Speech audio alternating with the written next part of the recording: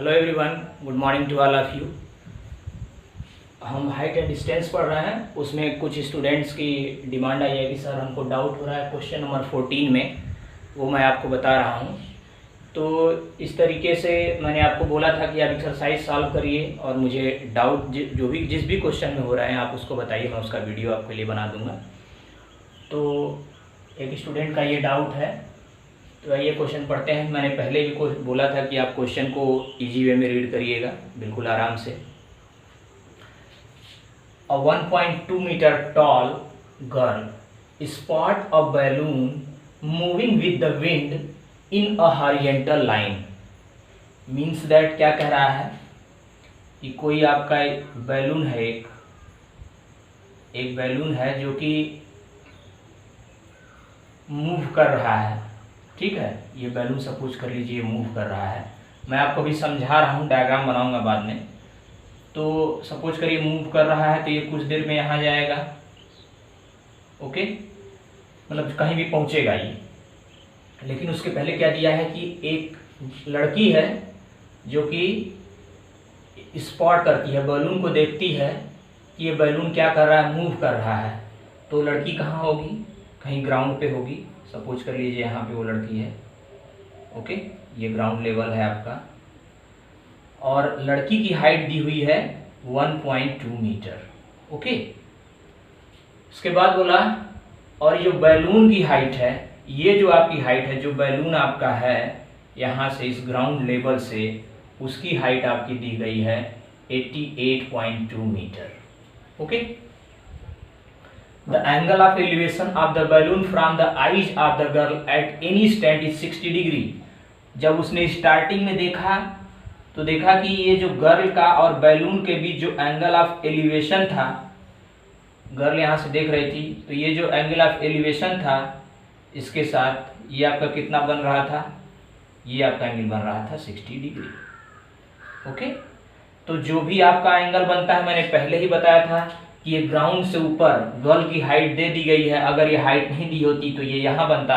अगर ये हाइट दे दी गई है तो आपको इस तरीके से उस गर्ल की हाइट लेकर उसके बाद जो भी हॉरिजॉन्टल लाइन ड्रा होगी उस पे आपको ये चीज़ बनानी पड़ेगी। इतना ध्यान रखिएगा। आप इसको यहाँ भी बना सकते हैं, बट आपका जो ये एंगल बनेगा वो इसके साथ हॉरिजॉन्टल डायरेक्शन में बनेगा। उसके बाद बोला after some time the angle of elevation reduces to 30 degree. मैंने बोला था अगर बढ़ता है एंगल तो क्या होता है, ज़्यादा होता है, और घटता है तो नीचे की तरफ जाता है। तो जब ये नीचे की तरफ जाएगा मीन्स दैट इधर से आप लेंगे तो वो कम वैल्यू होगी। तो क्या होगा, 30 डिग्री है तो 30 डिग्री कब पहुँचेगा, जब ये बैलून यहाँ था और यहाँ से मूव करते हुए यहाँ पहुँच चुका है। तो यहाँ पे जब पहुँचा तो इसी लड़की ने देखा कि ये जो था आपका बैलून से, ये आपका कितना बन गया, ये 30 डिग्री हो गया। अब उस आपसे पूछा गया find the distance travelled by the balloon during the interval. तो बहुत स्टूडेंट क्या करेंगे, यहाँ से ये निकाल लेंगे कि ये ट्रेवल किया, बट आपको ये देखना है कि बैलून कहाँ से ट्रेवल किया है। यहाँ से बैलून यहाँ से यहाँ जा रहा है, ये डिस्टेंस बतानी आपको। और ये डिस्टेंस आपको कहाँ से आएगी, जब आप ये कैलकुलेट, जब ये लाइन आपकी जब बनाएंगे लाइन डायग्राम आप, तो ये डिस्टेंस जो होगी यही डिस्टेंस क्या आएगी आपकी, जो बैलून ट्रैवल करेगा। क्योंकि कुछ टाइम पे बैलून उड़ रहा है तो वो पहुंचेगा फ्लाई करते हुए यहाँ तक गया, और यहाँ के बाद डायग्राम जब बनाएंगे तो आपको जो डिस्टेंस पूछी गई है कि बैलून कितना मूव किया है, तो आपको ये डिस्टेंस निकालनी है। और ये डिस्टेंस आप हमको दिख रही है कैसे निकलेगी, जब हमको ये टोटल डिस्टेंस पता चल जाए उसमें से हम ये डिस्टेंस माइनस कर देंगे जो शुरू में गर्ल ने देखा था, तो आप ये डिस्टेंस निकल जाएगी। और उसी डिस्टेंस से क्या करेंगे, आप फाइंड आउट कर लेंगे कि बैलून कितना ट्रेवल किया है। तो आइए अब इसका लाइन डायग्राम बनाते हैं।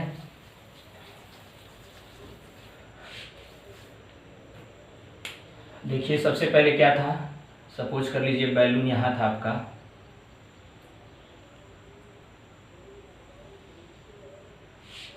उस समय आपका एंगल था 30 डिग्री 60 डिग्री। ओके, ये 60 डिग्री था। उसके बाद ये बैलून मूव करते हुए यहाँ तक चला गया, सपोज कर लीजिए, तब आपका जो एंगल था ये इस तरीके से बना, और ये बना आपका 30 डिग्री। ओके, ये हॉरिजॉन्टल लाइन है। लेकिन आपका यहाँ पे गर्ल की जो हाइट थी ये थी 1.2 मीटर और ये पूरा था आपका 88.2 मीटर। तो ये आपका डायग्राम था। आप चाहे इसको लिख सकते हैं ए, इसको ले लीजिए आप बी सी, फिर आप ले लीजिए डी ई एफ, और यहाँ पे आप चाहें तो इसको बढ़ा सकते हैं जी, और ये एच ले सकते हैं। ये पॉइंट सी था हमारा, और ये एंगल जो था आपका, ये टोटल एंगल जो था, ये वाला एंगल ये था 60 डिग्री और ये 30 डिग्री। ओके, तो इस तरीके से अब आपको डिस्टेंस कौन सी मालूम करनी है, बी डिस्टेंस आपको चाहिए। कौन सी डिस्टेंस चाहिए, बी डिस्टेंस चाहिए। तो आपको जब बी डिस्टेंस कैलकुलेट करेंगे तो आपको इसके लिए ये डिस्टेंस टोटल चाहिए, उसमें से आप ये माइनस कर देंगे तो आपका वैल्यू कैलकुलेट हो जाएगा। तो अब क्या करेंगे कि आप जो भी चीज़ें दी गई हों उसको हम लिखते हैं, रिलेट करते हैं। लेकिन यहाँ पे आप चाहें तो डीई के फॉर्म में, चाहे ईएफ के फॉर्म में, इस तरीके से आप कैलकुलेट कर सकते हैं। तो सबसे पहले हम क्या करते हैं कि आपका जो डीई की हाइट है वो हम निकाल लेते हैं। ओके, तो आपका क्या हो जाएगा, डीई इज इक्वल टू आपका क्या हो जाएगा, डीएफ माइनस ईएफ। क्या हो जाएगा, DF minus EF. Okay, DE is equal to क्या हो जाएगा, DF minus EF. EF is equal to CG होगा, ईएफ इज इक्वल टू आपका सीजी है, इक्वल टू कितना है 1.2 मीटर। तो आपका क्या हो जाएगा, ये डी इज इक्वल टू कितना निकल जाएगा आपका, डी इज इक्वल टू क्या हो जाएगा, डीएफ आपका कितना है 88.2 माइनस 1.2 इक्वल टू आपका कितना निकल जाएगा 87.0। ओके, तो 87 मीटर आपका डीई की वैल्यू आ गई। ये वैल्यू कितनी आ गई, 87 मीटर। ओके, उसी तरीके से तो जब ये डीई 87 होगा तो आपका एबी भी 87 होगा, then AB also equal to 87 metre. तो ये आपका कैलकुलेट हो गया और आपका ये भी कैलकुलेट पता चल गया आपको। तो यहाँ जो भी आप कैलकुलेशन करेंगे वो आपकी हॉरिजॉन्टल लाइन जो एंगल दिया रहता है उसी से हम कैलकुलेट करते हैं। तो मैं आपको लिखा नहीं हूँ कि लेट दिस, मतलब इसको ही आप लीजिए डी ई एफ, इस तरीके से मैंने नहीं लिखा है आपको, मैं डायरेक्ट बता रहा हूँ। जब सोल्यूशन करेंगे तो आप लिखेंगे कि जो भी लेंथ आपने एज्यूम की है वो लिखेंगे, लेकिन हमने यहाँ कुछ एज्यूम किया नहीं है तो हमको क्या है, डायरेक्ट हम लिख सकते हैं D is equal to D F is equal to, हम वैल्यू को निकाल सकते हैं। ओके, तो अब इसके बाद बैलून की इनिशियल पोजीशन ए थी, फाइनल पोजीशन डी थी। हमको निकालना है एडी की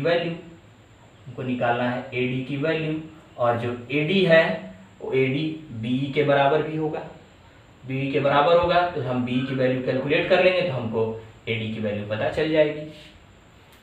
तो सबसे पहले देखते हैं in triangle A B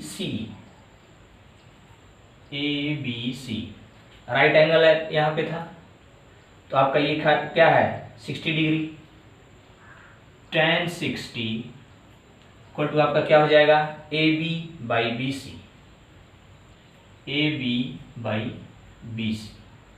okay. आपका जो tan 60 हो जाएगा वो क्या हो जाएगा A B by B C, और ए बी की वैल्यू पता है, tan 60 आपको पता है ये क्या होता है √3, ए बी की वैल्यू आपको पता है क्या है 87 बाई बी सी। तो बी सी इक्वल टू क्या हो जाएगा 87 बाई √3। आप जानते हैं नीचे हम रूट की वैल्यू नहीं रहने देते हैं, तो आप √3 इंटू √3 से मल्टीप्लाई करिए, क्या हो जाएगा 87√3 डिवाइड बाई 3 से आप कट कर दीजिए 29√3, ये आ गया BC। मीन्स दैट ये आपकी BC की लेंथ जो है वो आ चुकी है 29√3 मीटर। नाउ अब आपको क्या करना पड़ेगा, ये टोटल वैल्यू आप कैलकुलेट कर सकते हैं क्योंकि यहाँ पे 30 डिग्री एंगल दिया होगा। हम यही वैल्यू कैलकुलेट कर पाएंगे जहां पे हमको एंगल दिया हुआ रहेगा। अब देखिए इन ट्रायंगल DEC, DAC आपका क्या हो जाएगा, tan 30 इक्वल टू आपका DE divided by EC, DE divide by EC। Okay, तो आपका हो जाएगा tan 30 क्या होता है 1/√3 इक्वल टू DE की लेंथ कितनी है आपकी 87 और EC की लेंथ आपको नहीं पता है, तो क्या हो जाएगा EC इक्वल टू 87√3 मीटर। ये EC भी निकल गया आपका।